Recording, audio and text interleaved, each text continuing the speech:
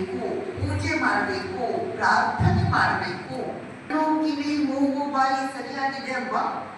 ಅದನ್ನು ಕೊಟ್ಟದ್ದು ಯಾರು? ಸೂರ್ಯ ಸಮಯಕ್ಕೆ ಸರಿಯಾಗಿ ಉದಯ ಆಗ್ತಾನ, ಲೇಟಾಗಿ ಉದಯ ಆಗ್ತಾನ? ಸೂರ್ಯ ಸಮಯಕ್ಕೆ ಸರಿಯಾಗಿ ಅಸ್ತ ಆಗ್ತಾನ, ಸ್ವಲ್ಪ ಸ್ಲೋ ಆಗಿ ಅಸ್ತ ಆಗ್ತಾನ?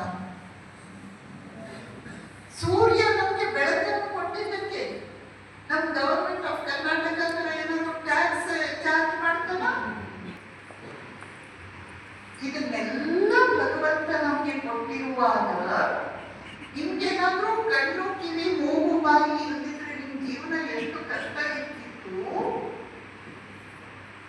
ನಮ್ಗೆ ಸರಿಯಾಗಿ ಸೂರ್ಯ ಕಿರಣ, ಚಂದ್ರ ಕಿರಣ, ಮಳೆ ಬೆಳೆ ವ್ಯವಸ್ಥೆ ಇಲ್ದಿದ್ರಿ ಎಷ್ಟು ನರಕ ಇರ್ತಿತ್ತು.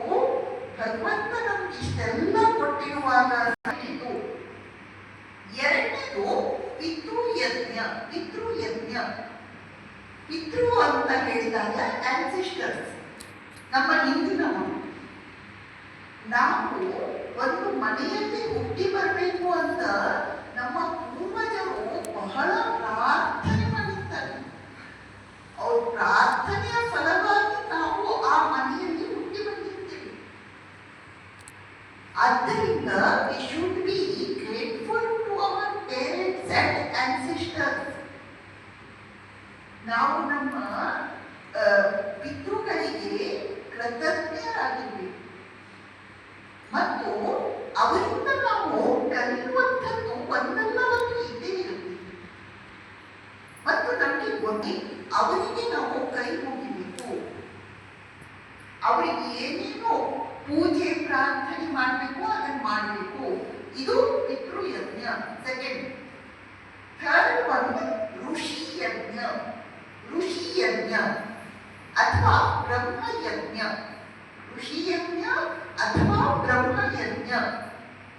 ನಾವು ಇಂಥ ಒಂದು ಶ್ರೇಷ್ಠ culture, glorious heritage, Indian heritage, ಅದರಲ್ಲಿ ಹುಟ್ಟಿ ಬರಬೇಕಾದ್ರೆ ಎಷ್ಟು ಪುಣ್ಯ ಮಾಡಿರ್ಬೇಕು. ಇಂಥ ಒಂದು ಕಲ್ಚರ್ ನಮಗೆ ಸಿಗ್ಬೇಕಾದ್ರೆ ಎಷ್ಟೊಂದು ಋಷಿ ಮುನಿಗಳು, ಯೋಗಿ ಯತಿಗಳು, ಮಹಾತ್ಮರು, ಸಂತರು ನಮಗೆ ಒಂದು ಶ್ರೇಷ್ಠ ಜ್ಞಾನವನ್ನು ಕೊಟ್ಟಿದ್ದಾರೆ. ಮಹಾಭಾರತ, ಭಗವದ್ಗೀತೆ ಚೆನ್ನಾಗಿ ಓದಬೇಕು. ನೆಕ್ಸ್ಟ್ ಜನರೇಷನ್ಗೆ ಹೇಳಬೇಕು. ಇದನ್ನು ಏನಂತ ಕರೀತಾರೆ? ಏನಂತ? ಋಷಿ ಯಜ್ಞ. Third one. ಫೋರ್ತ್ ಒನ್ ನರಯಜ್ಞ. ನರಯಜ್ಞ ನಮ್ಮ ಸಂಪರ್ಕ